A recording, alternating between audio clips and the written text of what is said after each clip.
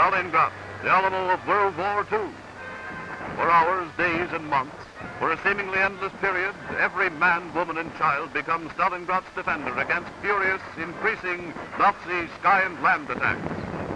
The destruction of homes and factories is unending, but despite this avalanche of shot and shell, the heart and the will of the city's defenders never falters.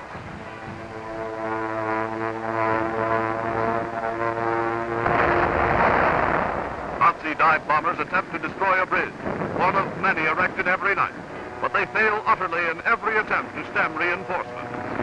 Russia and Russians are determined to hold at all costs. Perish but do not retreat is the order of every day.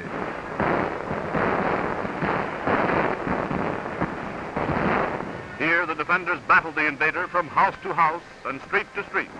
The undying will to resist against seemingly hopeless odds is the valiant story of Stalingrad. Every bit of cover becomes a blazing fort. Ruined buildings are bombed, captured, and retaken, but the will to hold never falters. Every battered factory becomes a battleground, producing German casualties. Reinforcements arrive when Stalingrad's capture seems imminent.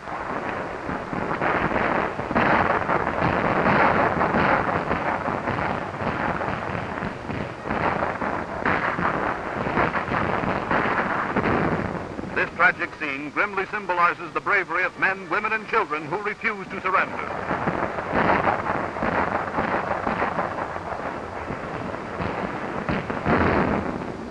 As autumn comes, hope rises again in Russia. All that Hitler could give, they've taken for a second time.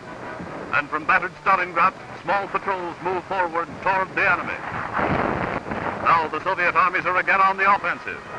And all the ground gained by Hitler's hordes is threatened as his armies are put to rout.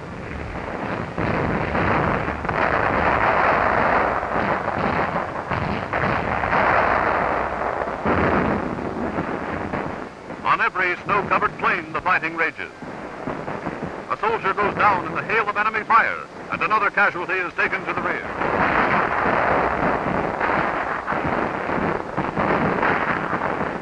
A scene to remember. Two Nazi supermen run for their lives. And close on their heels are the Russians, moving in for their prey. Units of the great Soviet reserve armies develop an amazing pincers movement.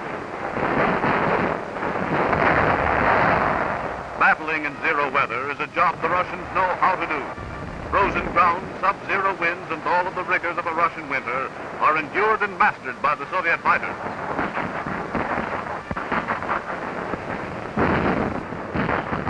Women move up under fire to give first aid to the wounded.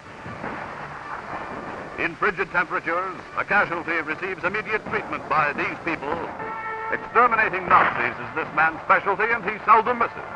The soldier keeps score of his shots right in the snow beside him. And there's one more. Soon, the German armies within Stalingrad are cut off by the Russian advance. The enemy can now be supplied only by air. And here's an actual scene of a Nazi transport plane brought down, one of hundreds destroyed with all its human cargo and supplies.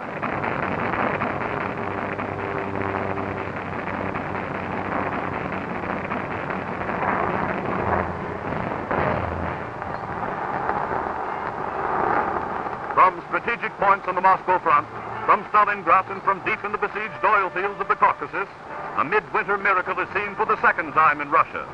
The Red Army, which Hitler proudly proclaimed he had destroyed in 1941, strikes back in its greatest offensive.